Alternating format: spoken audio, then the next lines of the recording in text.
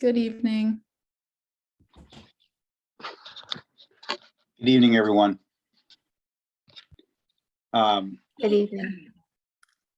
This is Matt Den. It is 5 o'clock, and we will get started. Senator Lockman is running about 10 minutes behind, so she will join us, and I will happily turn things over to her at about 10 after 5.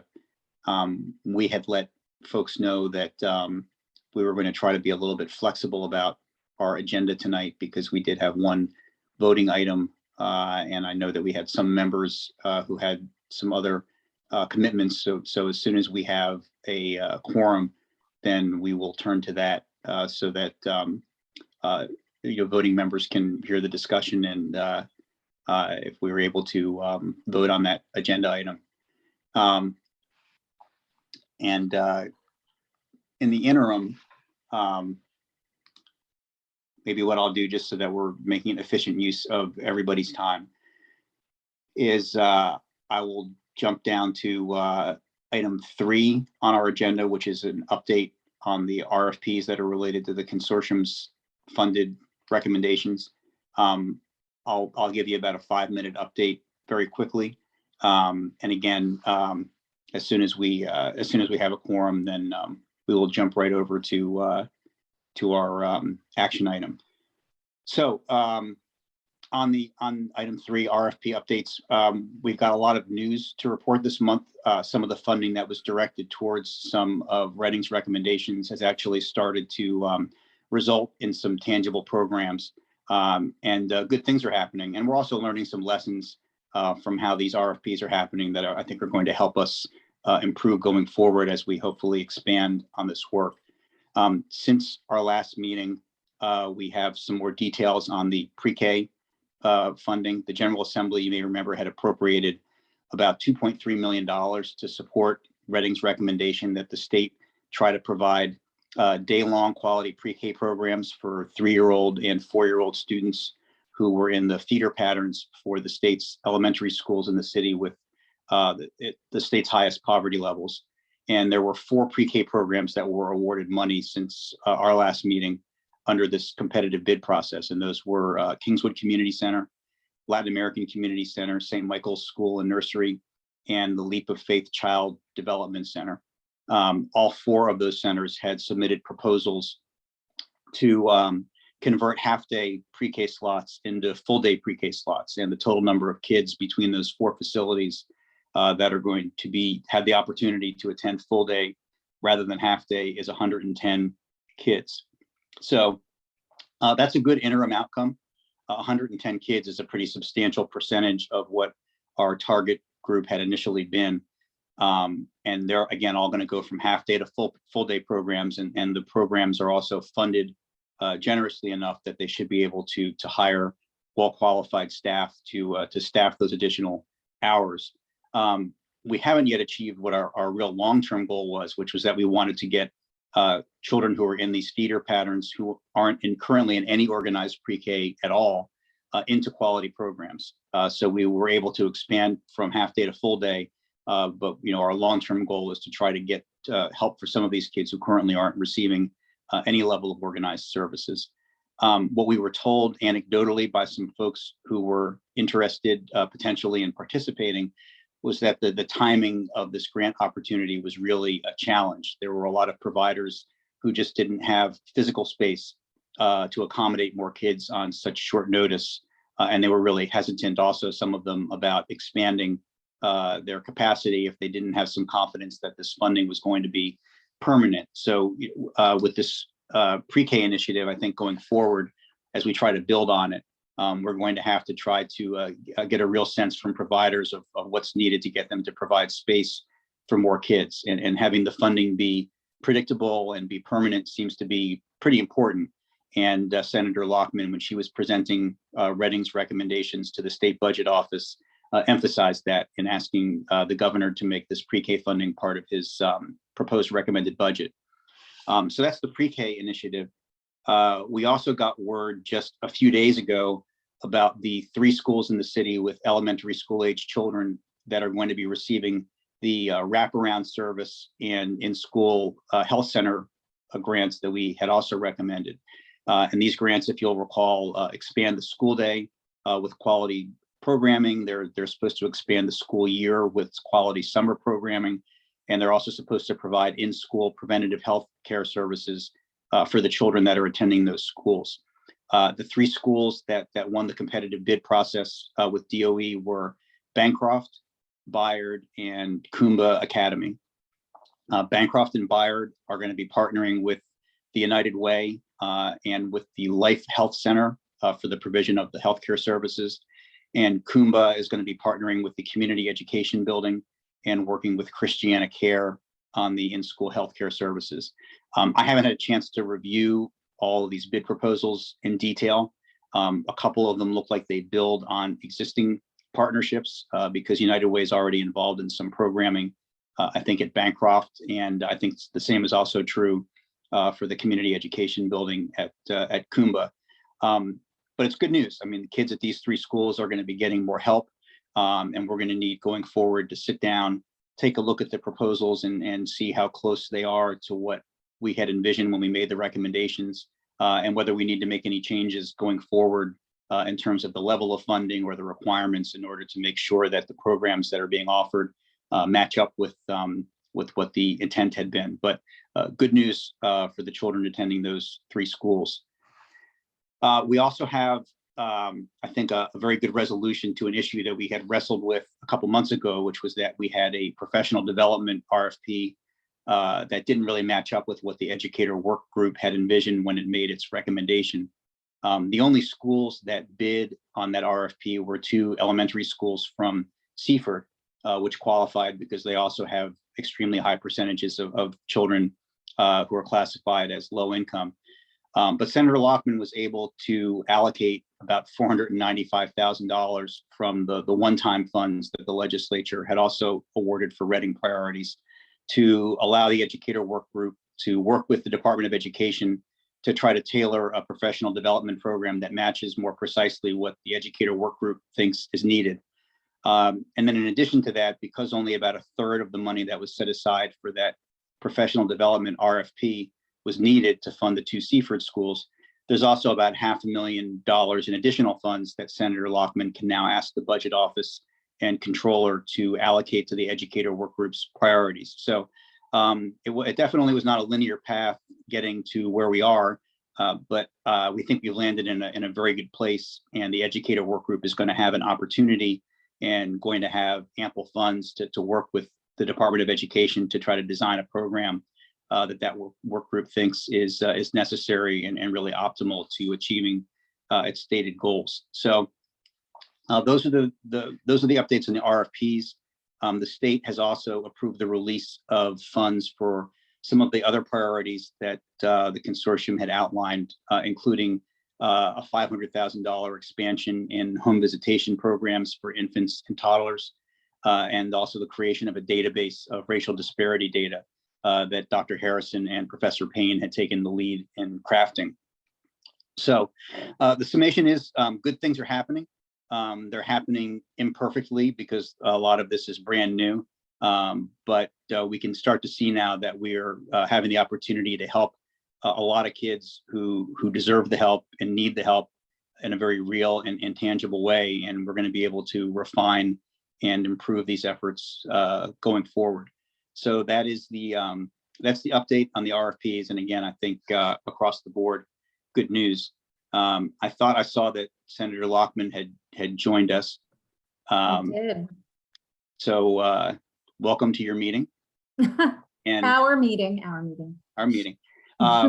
What we were doing while we I told the folks in the meeting that as soon as we had a quorum, we would jump over to our primary action item for tonight. But then in the interim, I would provide the update in the RFPs, which I just did, and then perhaps we could also have folks do the work group updates while we're waiting to see if we can get a quorum to actually have a discussion and vote. That sounds great. Thanks, Matt, for holding down the fort while I was running around here. I'm in DC for a fellowship, education related, so it's all good. I see we sort of posed about whether anyone had any questions on the status of RFPs, and I know this isn't specifically an RFP that was generated by our work of recommendations, but it was, of course, an RFP that was under review by our settlement committee working group about the Ombudsman RFP. So I don't personally have the most current update of where things stand there, but I thought I would just go ahead and read Chuck's question to the chat and see if anyone else has any new information, perhaps, and if who we have from the department with us, if there is any update to give on where the Ombudsman RFP currently stands, which we know, of course, was reissued in response to, I think, sort of some concerns from the plaintiffs in the settlement. Anyone? Okay, don't see any hands. Don't see anyone to call out on that one either. So, Matt, you don't have any insight on that one either? I do not have any insight. I did have, I guess, a question to throw out. I think we have a couple folks here from the governor's office and from the Department of Education. And in the event, I hope this is, this question becomes moot. But in the event that we do not end up with a quorum tonight where we can actually discuss and approve these recommendations for the RFP, I think that there was a deadline coming up relatively soon for when the Department of Education was hoping to receive those. But I guess I'm wondering whether there might be some flexibility with that, so that I think a lot of work was put into trying to put these suggestions together, and I would like to make sure that we make good use of that work. So nobody has to answer, but I guess it would be helpful to get some sense of whether we would still be able to have to submit recommendations and have them be able to be part of the discussion if we're not able to formally approve them tonight. Right. Yes. Well, hopefully we'll, I know we had some folks who knew that they were running a little late, so hopefully we will see the 2 people we need soon out of the several who could still hop on. But yes, it'd be great to know if that does not happen, or we're not able to maintain that quorum, that we could still make use of that. So, okay, if there are not any other questions on the RFP updates, and of course, Chuck will say, oh, Secretary Bunting, I see your hand. We would love to have your comment.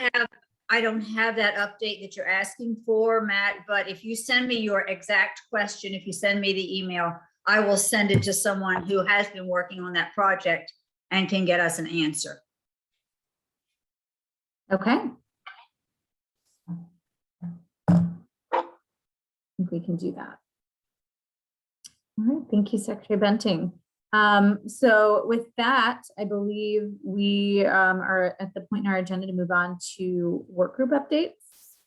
So I think I don't know if we had arranged it to begin with settlement, but probably if so, we want to rearrange that. So okay. All right, well, I will hand it over to our co-chairs of social determinants to walk us through their status update on the work that they have been doing and what is to come in the next few months. Good evening, Ray Jones Avery here. Are you able to hear me? Yes. Okay, great. So the social determinants work group update, we will be meeting on this coming Monday at 4:30 p.m., December the 13th. We have added 3 additional members to the work group: Cora Scott, the Assistant Superintendent of Brandywine, Dr. Delane Johnson, Delaware State University, and Kristen Dwyer, DSEA, Jeff Tasner. She's replacing Jeff Tasner. We're continuing our stream of work around collaboration, sharing, and implementation based on the monitoring implementation based on the recommendations that were funded. At our meeting on Monday, we will have Jim Simmons will be joining us. Members of our work group wanted to have further dialogue following the presentation on the Wilmington Learning Collaborative. A series of questions have been sent to Mr. Simmons in advance. That will be the first 30 minutes of the meeting. We will have presentations related to pending early learning legislation and health related legislation. Those presentations will be made by Representative Kim Williams, Kristen Dwyer, and Yvette Santiago. In January, Dr. Terry Lawler will be joining us. She will be giving an update on statewide trauma-informed initiatives with a focus on the most vulnerable communities. Dr. Lawler is also working with Dr. Peoples to begin collecting and analyzing SEL data. So they will be giving us an update about that. And then we will move into our February meeting to start drilling down on what will the racial equity dashboard and the data to track equity or movement towards equity. What does that look like? We'll be starting to shape that in our February meeting. And Dr. Peoples will be joined by Katie Semmel, who is the director of the Data Service Center. Are there any questions?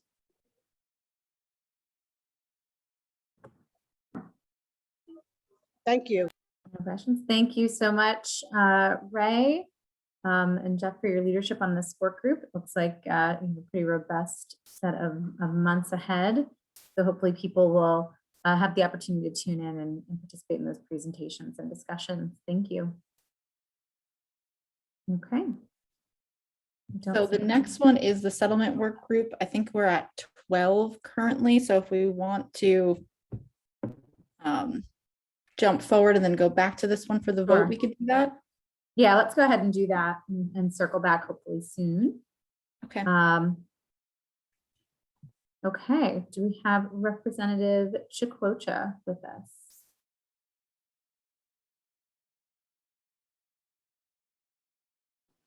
If not, we may have to hop away from this. Good evening. one. Oh, you hey, hear there me? you are. Good evening, evening. everyone. I'm driving, apologize. Just want a quick update, good update. I'm proud to announce that our governance group has a new co-chair. County Councilman Jay Street has agreed to come on as our co-chair. So he and I have been meeting and have been running through names. So we're vetting individuals for new membership. Our goals are to have a new membership hopefully slated but before the holidays and be ready to begin meeting shortly after the turn of the new year. As everyone knows, Councilman Street is a staunch advocate for Newcastle County School District. And as you all know, I'm a very stern advocate for a Wilmington School District. So this it's a very different group. I can't say I can remember a group with being formed in the way that we're trying to go about forming this with individuals from the community as well as district representatives and teachers and parents. So I think it's a good start and really looking forward to picking up on where Eugene and I left a lot of our recommendations were here actually at a very similar point to where we are today. So that's the update for the governance and redistrict. And again, really looking forward to getting the new group off the ground and getting membership solidified and getting back to work.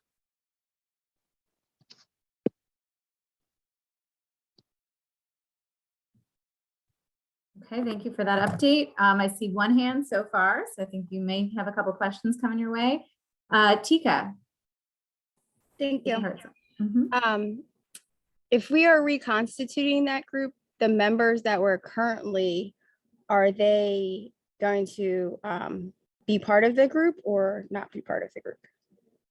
Yeah, that's what we're doing. So Councilman Street and myself are vetting that list of individuals who were a part as well as other individuals who've been recommended. So that's the process that we're going through now.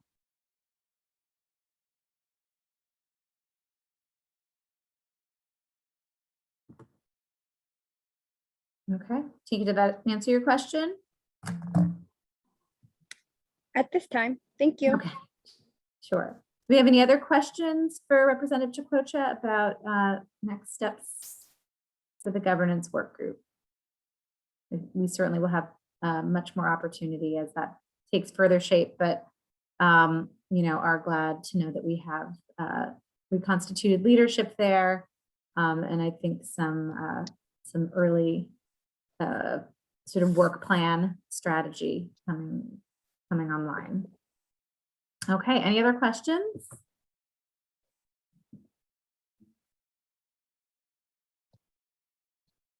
Okay. All right, I think we may have quorum, if I am not incorrect. Checking my texts here. Kelly or Haley, can you confirm that? Great. So I think before moving on to the educators, we will move backwards to the settlement work group and give them an opportunity to engage us on the substance of what they are going to be asking for us to cast a vote on this evening. Thanks, Chuck Longfellow here. And don't forget Welcome, to go back and approve your minutes too later on. Oh, thank you so Don't much, forget Chuck. that.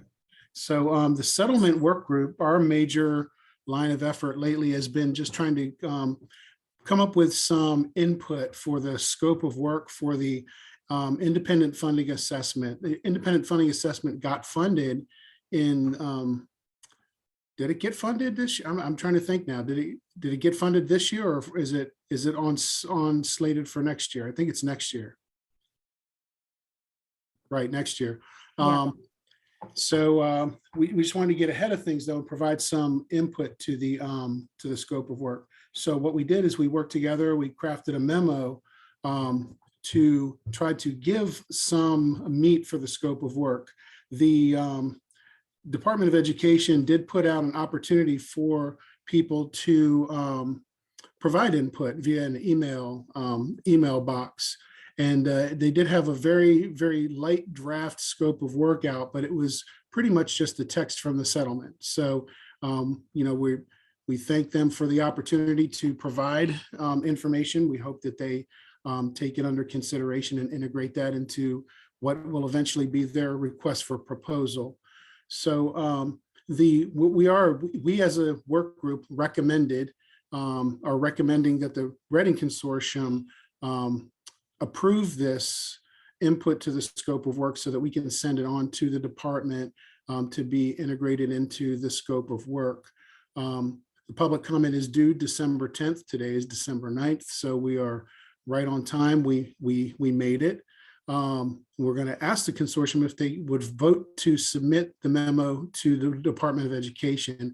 I think before we go there, I know every voting member of the consortium got a chance to review our input. We did get some feedback from a couple people on it. We did discuss that feedback. A couple of them were grammatical things which we had fixed, but we stand by our work. We want the recommendations that we put forward to at least be what we put forward. If some of the additional information, if the consortium would like to add that to what we recommended and submit that, you know, we're certainly good with that. But we did work hard on the core of what we sent. So at this point, did you, I'm looking at either Haley or Kelly, did you want to put up the information for the public to look at?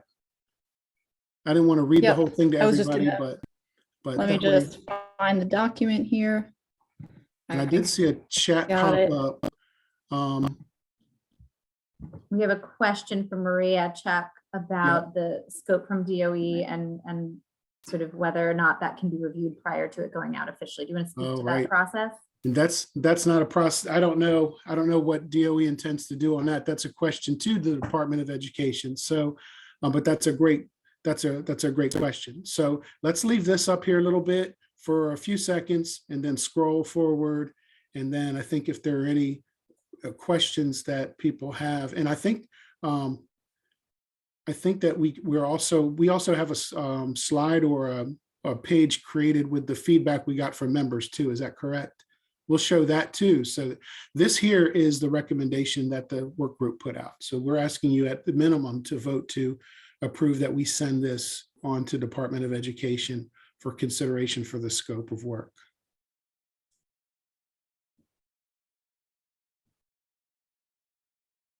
Couple of the features of this are we tried to not look like we favored a certain funding model, because as you know, in Delaware, some people love the unit system, some people hate the unit system, some people say weighted student funding is the way to go, and then there are other models out there. We also want to be very clear that all of this study should, as a scope, include the reorganized school districts, which is the regular geographic school districts, the vocational school districts, and the charter schools. It's a system. And so we think the whole thing should be studied.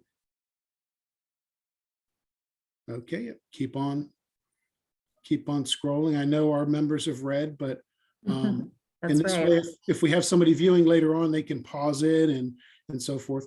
The other thing, I think it's maybe in a future slide too, or another thing we're going to show, is this is still open for input. So anybody watching or any member who may or may not agree with what's on here or wants to enhance it, you can also, as an individual, put your information into the email or whatever, if it's a form or whatever for the Department of Education.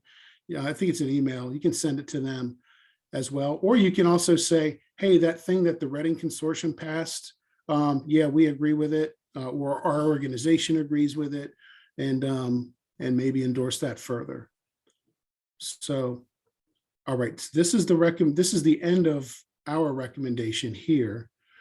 Hey, Chuck, I need to go let someone into my house. I will be back in 2 seconds. They're both copies of the Okay. keys are in the house. So just 1 second. All right. And just a reminder for all consortium members that this is in your email. And as Chuck said, we're sure you read this in advance, but in case you wanted to pull that up, all you need to do is search for an email from Haley Pisani to make sure you have that in your possession as we continue to review. All right. And as soon as she comes back, I think we'll review the feedback from a couple of the members. And this is something that if the consortium would like to add that feedback or flavor what is already out there with their feedback, that's up to the consortium to do. The work group's done its thing at this point. Okay, so here's some feedback. One is a question. The person wanted some understanding of what the letter seeks to achieve. This letter is, so the scope of the RFP that we got was incredibly minimal. It just had the information from the settlement that said there will be an independent funding assessment, and it will be, it will have, there were a couple features of it, but they were very broad. So we're trying to tighten up somewhat. Some of the questions I don't understand, that would take some, I don't know what, there's a question about a funding differential between schools with more experienced teachers and less, and that we already know the answer to it. And I'm not sure that answer is clear. I've seen some people put out studies that say that, and they use, I'll use example from Christina. They'll say that Bayard and Bancroft are part of it, but if you go onto the state report card on the DOE website and take a look at the funding, Bayard and Bancroft are some of the best funded schools in the state. So, yeah, I think we do need some study around that. And if there's some additional questions we need to ask. So here's something about a compensation gap. Yeah, if this is something that you all want to add to it, then yes. There's no mention of assessing the impact of opportunity funding. Well, I know that there's another assessment of opportunity funding, but if the consortium would like, a couple candidates to add to what we've done as a work group could be this compensation gap analysis and the impact of opportunity funding. Needs-based funding. I think that our questions do get to the levels of base funding formulas and other models in states that measuring progress invest. But if we don't think that the memo is getting to that could be added. But, I know you don't want to be here all night. If you just want to add these things in and say, we endorse the memo plus these bullets. That might be something too. As for other groups, how often are they reevaluated? What are the associated evaluative costs? That's another potential thing. As for other groups, there are lots of groups out there working on this. They can definitely put their own comments in, but are these groups going to have a time period to comment? I hope everybody has a time period to comment prior to the finalization. It's exactly the same thing that Ms. Matos said. Another response, I saw a chat pop up from, somebody messaged me and asked if there's something about equalization. In the memo itself, there's definitely, we explicitly talk about equalization and some of those things. We can go back and check. Haley, just make sure I'm not lying. I remember we had something in there about equalization. Is everyone on the same page as to what equity means when we use it in this document? We did talk about that, and we said that for us, since we're representing Reading Consortium, that we use the definition of equity that the Reading Consortium uses. So I don't know if there's a place in the RFP for definition of equity, but if there is, we could also put that in our recommendation to the department to have equity tightly defined, and we could offer our definition as that. Another good point, the same working definition of equity.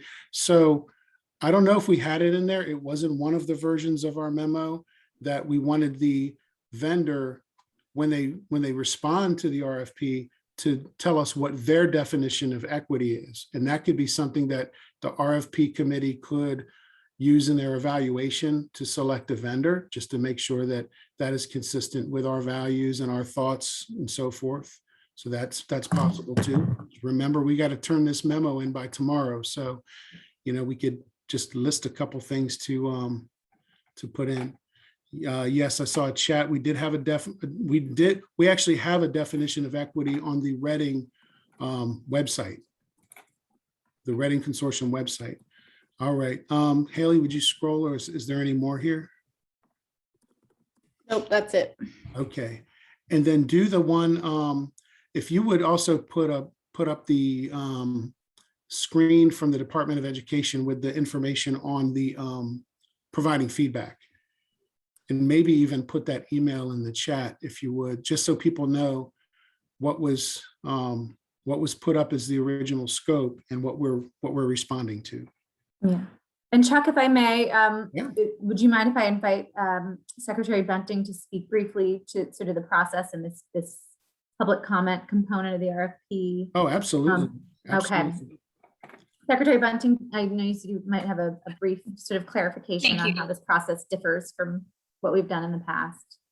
There are some very specific rules around how to do an RFP and how you expose various parts to it. It has to make sure that it's a pure process and that no one has too much information or too much impact on what's going on. So a nice way to do this and get feedback from a variety is to have this public comment period. So I really encourage the comments, the reaction, and there is a time limitation. So yes, you're right, Chuck, that the responses, reactions need to be shared by tomorrow. And I'm glad you could have the meeting tonight so that that's a possibility. I also wanted to reference your opportunity funding piece. The RAND Corporation has a 3-year contract. They have been looking at the impact of opportunity funding. Of course, we've had COVID interfere with our lives and with our testing programs and so forth. So they have done, in fact, very soon, there will be the receipt of their 2nd-year report. They will send us 10 copies, for example. Senator Lockman, as a part of the Senate Education Committee, will have a copy, the Speaker of the House and so forth. So the governor's office, that will be out. It also will be digitally sent to us so that everyone can see what the content happens to be.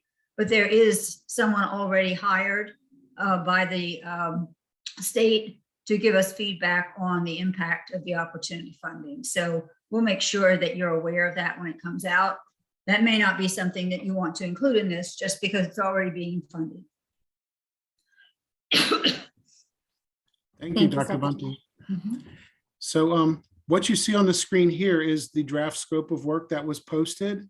And so as you can see, it's very broad, very general, and it's very conforming to the settlement language. So this opportunity we're taking is to try to enrich this with maybe some more detailed direction, some more focused things for them to look at. So Haley, if you would scroll up just a little bit, I think the email is on here. And I don't know if you could copy that in the chat so people can grab that if you can. This way, if any individuals or other organizations out there, any of our allies would like to post or send something to the department as well, then that would be something that would be great. This is the website right here where you can see this information. All right, so at this point, I saw a couple more chat. These are just links popping up in the chat. At this point, so we've delivered the work group's recommendation for you to approve or add to or modify, but we're asking for the consortium's approval on our recommendation. Okay. Can we see if we have any hands raised with any questions about what we are asking or the substance of that? And then, of course, once we clear that up, we'll be looking for a motion, potentially a modifying one, if that's what you wish. Maria, hi, I see your hand.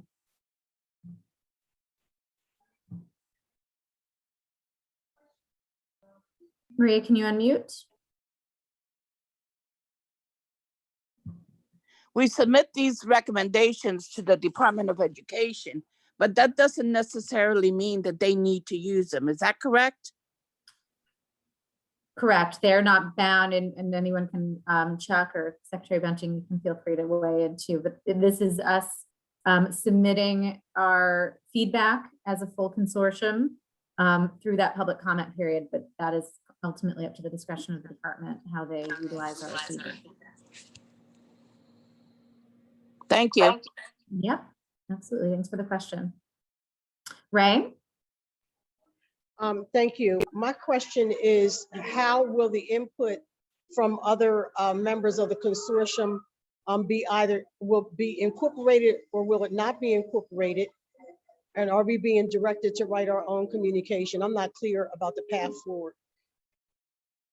Good question. Chuck, you spoke a little bit to that. I think what I was hearing you say was a suggestion that potentially we could make a motion that asks to incorporate questions from the feedback slide Yes, I think into this list. Is that that's how you right, were- Senator. I think it would look like someone making a motion that we adopt this recommendation with the addition of, and if you go back to the bulleted list, maybe take some of those bullets and then we word them in such a way. And then what we would do is add them to the memo and send that to the department tomorrow. So yeah, no, I don't think we would have to have people write their own unless you wanted it that way. We do have staff that can help us with that. Haley, could we switch to a slide of the feedback slide really quickly? Just to, I don't recall how many of the items were specific questions. So maybe the questions that would be incorporated into the letter, obviously, as opposed to questions posed to the working group. So yes, exactly. Maybe if we could sort of reduce this to questions that would be transferred into the document, that would be helpful. So I would like to give people some certainty about what exactly we are proposing with the motion. Right, that compensation gap one would be one. Mhm. And then the consortium could discuss whether they want to still put something about opportunity funding in here, or are they going to go with the RAND one? I think the needs-based funding one might need to be refined a little bit because I'm not I'm not sure what that's asking for, but I could be just me. The reevaluation is one. Mhm. The one about other groups, that's a process thing, so I don't know. I mean, if we wanted to recommend that groups should have a time period to comment prior to finalization, that could be a recommendation if that's what we wanted to recommend. I don't know if they could do that, but I mean, it's a recommendation. We know they're probably not going to take everything we recommend anyway. So I did see that we kept in the question about how does your organization define equity? That's question number 1 on there.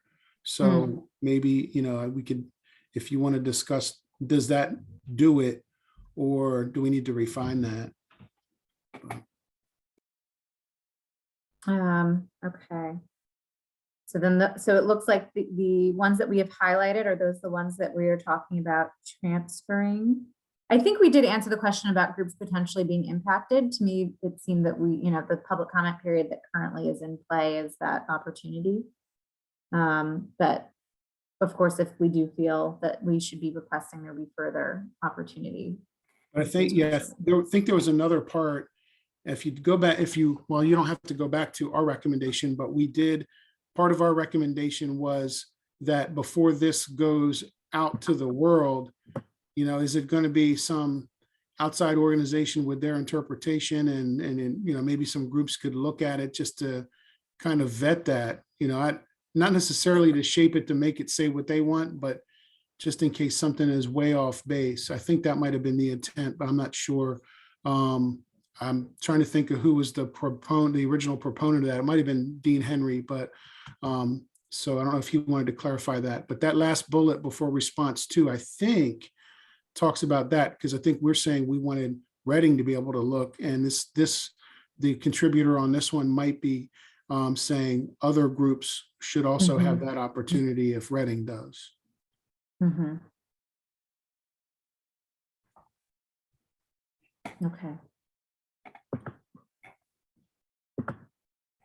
Okay. Keep trying to scroll up. I keep forgetting that I don't have control over the screen. There are those items that we don't need to maintain. And Ray Jones Avery just put in the chat about clarifying that one question that I was talking about, the needs-based funding. It was a base funding, student base funding formula. Should we, and this is talking about, I think it's in the context of adequacy, what is regarded as adequate base in models with comparable vulnerable populations. Okay. So then Chuck, you would work with those who have offered the feedback to incorporate sort of the way to frame these. Is that what you're suggesting for the edit that would ultimately be submitted? We could, but I think we should probably frame it tonight if it's going to go out from the consortium. Yeah. Right? Yeah, we want to know what it's going to say, right? Exactly. Okay. Well, then we should pursue that then in the time that we have, that we still have. So it looks like, the ones that are highlighted, is everyone okay with those being the ones that we are suggesting to amend the existing letter with those questions, which we will now with Chuck address? Or are there others based on some of the conversation we've had that you feel should also be included?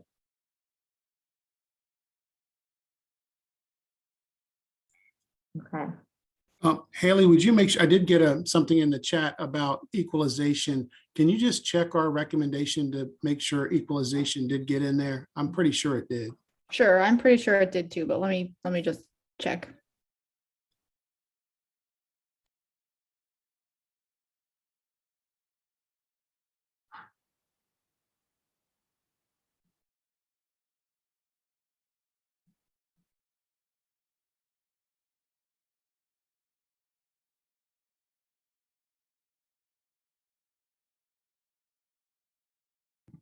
So we do have, how does the equalization function of Delaware school funding system affect equity? And how could the equalization formula be modified or improved? Okay. All right, well, I'm going to interpret the silence at my last question that we had sort of identified the key additional questions, unless someone would like to object. Maria and Ray, your hands are still up. Is that just from prior questions, or did you want to add something further? Okay.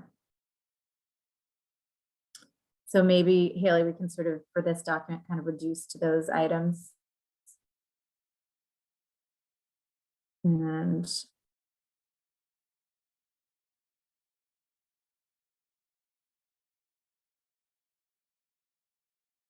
okay, and then Chuck, can we just walk quickly, because I'm going to have to actually jump in just about 10 or 15 minutes myself, and I would love to be here for the vote, obviously, or I need to be here for the vote.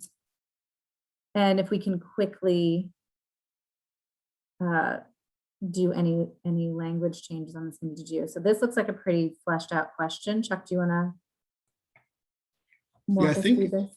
I think this is, so we would be, we would put an item in there for requesting compensation gap analysis for this purpose that's listed here. Looks like we do want some assessment of impact of opportunity funding. Student-based funding. Could you put a note in there about the level of base funding formulas, models in other states, and what is considered adequate to properly serve vulnerable populations, I think is the word that I saw. And there might be something better, and we will we can hammer on this. How often are school finding this next one I think is good as is. Okay. The next one is a process thing, so we can say in the one item that we have about reviewing, we can also ask that other groups potentially impacted have the same opportunity.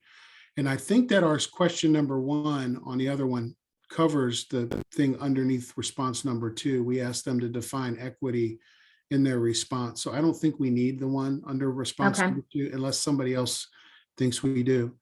And so kind of what I'm imagining here is then a motion to accept the work group's recommendation with the addition of these 5 bulleted items.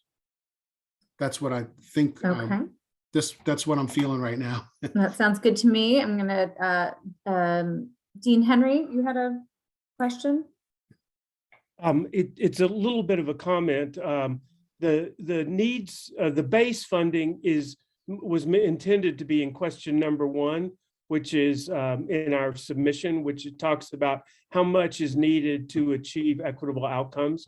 What's the amount of funding that would be needed to achieve equitable outcomes? And it refers to, at several points there, to other states. I think we could specifically mention base, but that's in these studies across the country, that's the way that the base funding is addressed. And then there's additional funding depending upon the, I think the word that's being used here is vulnerable populations.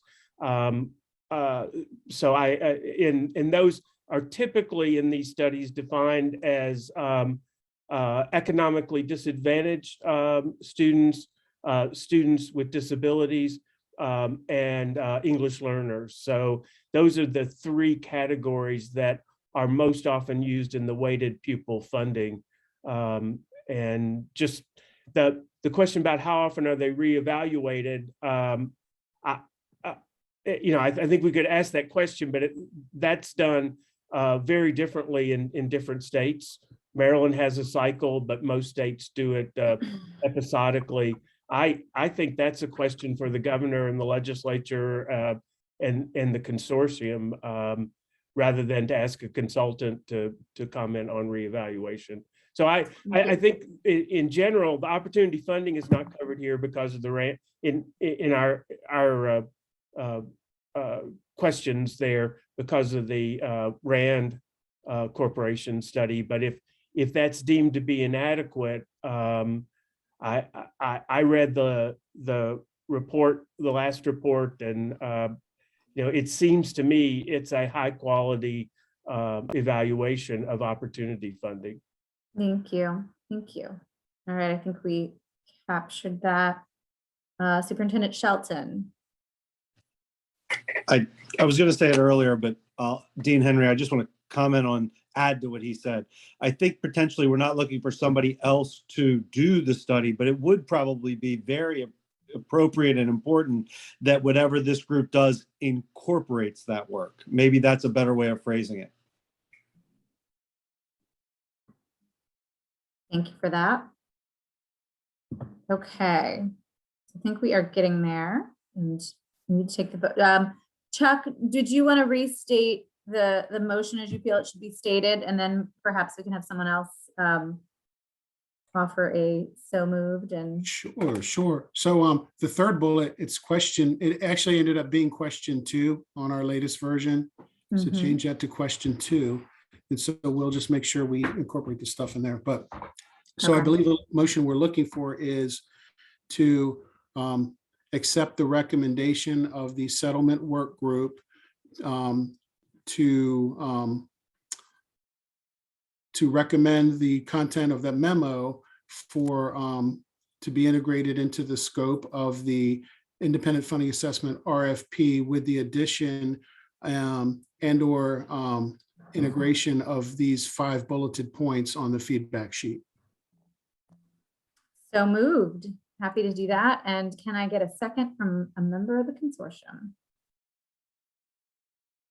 Second. Thank you, Representative Smith. And agreed, Ray. So that is on the table. And if there are no further pieces of feedback, I think we can go ahead with the roll call. All right. Dan Shelton, Yes. Heather Townsend for Danielle Woods, Yes. Ms. Hanifa did not make it, right? Margie Lopez Waite, Yes. Maria Matos,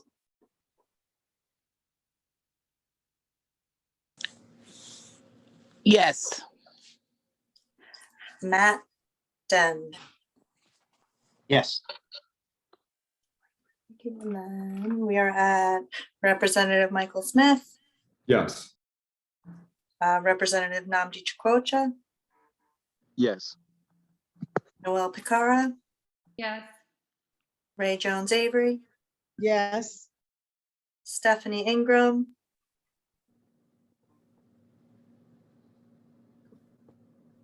all right, Stephanie chat. votes yes with the modifications. Tika Hartsock, Yes. Senator Lockman, Yes. Xavier Mills, Yes. and then Senator Lockman, are you on behalf of Aaron Bass? I do have his proxy and he would like to vote yes. All right, that will be 14 yes. We have a quorum, or we Great. have made the roll. Okay, great. Thank you. And don't forget your minutes. Don't forget your minutes. Yeah, thank you, because I will have to hop off in just a moment. Thank you, Chuck. So I think while we have our quorum, before you all leave, but we do have more updates from our educators before we wrap up tonight, and public comment, of course. We would like to approve the minutes. So I'm looking for a motion to approve our minutes from our prior meeting. And Tizzy, I'll just jump in real quick. Darrell Green did email me and just say, one quick addition, I forgot to put his name on the attendance of the November minutes. So with the addition of Darrell's Thank you. attendance. Okay, so we are looking for a motion to approve our minutes from last time with the addition of with that correction.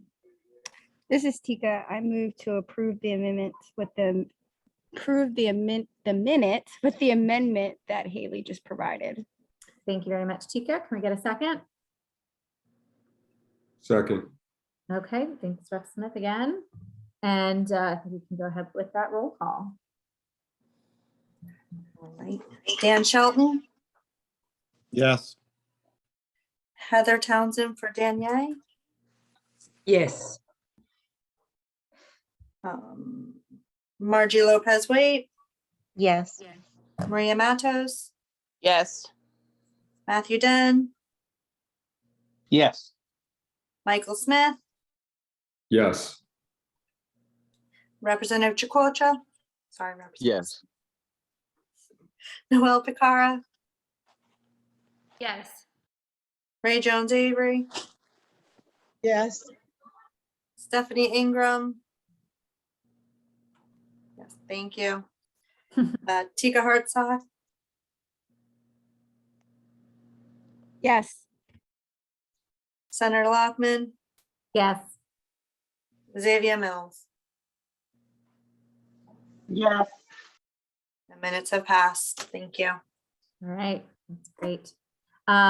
Before I yield back to my very capable co-chair and hop off the call, thank you again, everyone, for the work on being present for the votes that we needed tonight. And before I go, I did just want to say a quick word of acknowledgement and gratitude to Secretary Susan Bunting. I believe this will be the last Reading Consortium meeting that we will get to have the pleasure of you in that capacity with us. So I just wanted to acknowledge that and thank you, for all of your collaboration with us, being present with us, and able to answer our questions both in this context and in our working group. So just wanted to make sure to observe that and thank you, and give others the opportunity to do so as well. So thank you for that. And with that, I will hand it back to Matt to get us back on track with our agenda of work group updates. I believe we are down to the educators work group now. Thanks. You're welcome. Before we get the work group update, do we still have a quorum to approve the minutes, or should we try to do that at our next meeting? Oh, with the additional correction? I just saw it on the screen. I didn't know if there were additional minutes that we had to approve. Or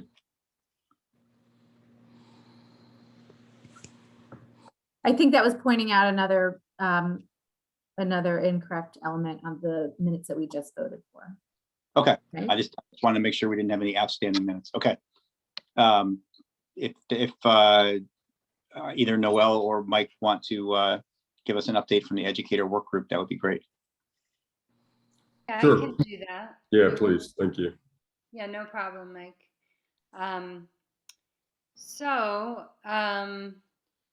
The good thing is that we will be able to move forward pretty soon with a lot of the money that we had requested. So this is just a reminder of our recommendations. The multi-year package with the whole school professional learning, which is a reform that's based on focusing on the leadership and administration so that we can limit teacher attrition. And then the second one was the Grow Our Own program. So that's to be able to take community members who are already working in the schools, who have been identified, and help them to have an easier path towards certification. So this is kind of what we, the recommendations we gave to the governor's budget. And we, luckily have the money to move forward with these. Do you want to go to the next slide? So we are going to be working to create spending plans based on what we have.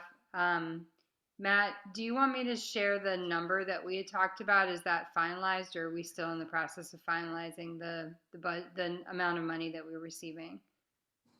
The 495,000, I believe, was already approved. And then there's an additional opportunity that I don't think we have a set number for yet. So the 495 is already done. But there will be additional funds on top of that that's still in progress. Okay, yeah, it's still in progress, but it's looking like sooner rather than later, we will have a big chunk of what we asked for, that, you know, we'll be able to move forward with, and we'll be able to have some control over how we allocate those funds and writing a spending plan. There is a deadline in that it has to be allocated during this fiscal year. It doesn't have to be spent during this fiscal year. But next steps are we're going to be talking and coordinating with the Department of Education, and we'll be reconvening to some extent with the Educator work group in order to review and finalize those plans as far as the spending plans for those two recommendations within the year, within the fiscal year. So I don't have any kind of draft to share with you at this time. We're going to be working on that. It's just an update that that's what we're going to be working on. So basically, I'm just giving an update that we do have funding. The exact number we're still working out, but it looks like we're going to have a good amount of what we asked for. And this, so I'm just sharing with you, like, this is our path forward. Basically, we do have a deadline. We're going to be reconvening with some of the Educator work group. And so if you're interested in working on that, you can let us know. If you were not previously on the Educator work group, or if you were on it before and you would like to be involved, you can let us know. And we will present to you when we have a draft. As soon as we have something for a draft, we'll send it ahead of time so that way we can review it prior to any full body meeting for questions.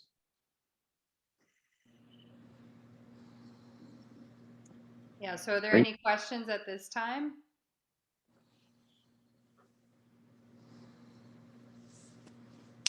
I don't have a question, but I'm excited about it. Well, anytime you're excited, Maria, we're excited. So hopefully you'll be involved and we can have something good to come out of it. So we're excited too. Yeah, thank you, Maria. I really feel the same. You know, at our previous meeting, I was really disappointed when we didn't really have the funding to move forward with this, and we got it back really quickly. So I'm really, you know, as I said before, I didn't want to wait until next year or the next year to move forward with this. And it looks like we are going to be able to move forward with it right now in this fiscal year. So thank you. Anything I can do to help, just let me know. Yeah, we would love to have you once we have our draft to review, help us review that spending plan.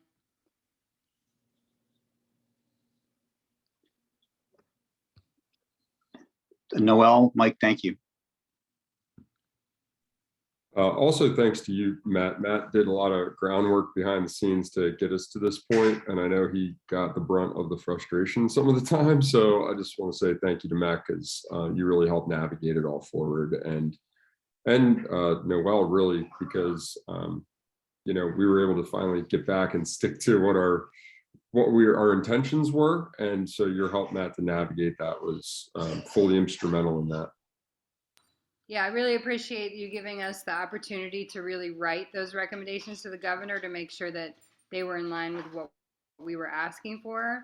And I appreciate Matt taking our comments seriously and really just course correcting, like you said, and really doing it so much more quickly than I had expected. So, you know, I do think that the follow through is really important of this Educator work group, as we kind of saw that. I know it's a lot of work to stick with it, but I hope that people from the Educator work group will stick with it to help us to like really flesh out that funding and see it through to make sure it's not misallocated in any way. Great, thank you both. And Haley and Kelly, I don't know who is keeping track of public comment, but do we have anyone who signed up for public comment? We don't as of yet, but I'll write in the chat real quick, remind people if they want to sign up. They can sign up in the chat or they can raise their hand.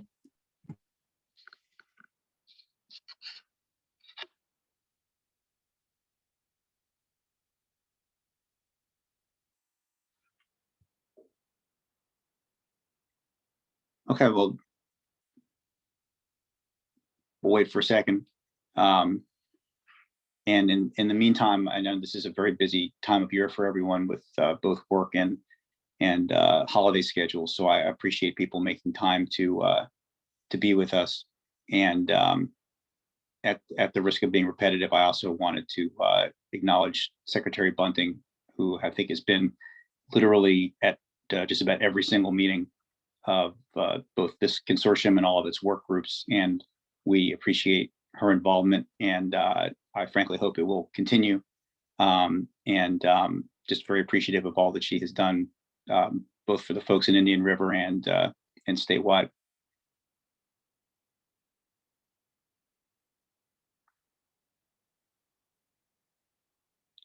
Well, if we don't have public comment, then I may do my part for our public education system and go downstairs and make sure that my kid's doing his homework. And I thank everybody for being here, and look forward to our getting back together again. Good night. Good night, everybody. Thank you. Good night. Happy holidays. Good night. Have a great holiday, everyone. Feliz Navidad. Bye, everyone.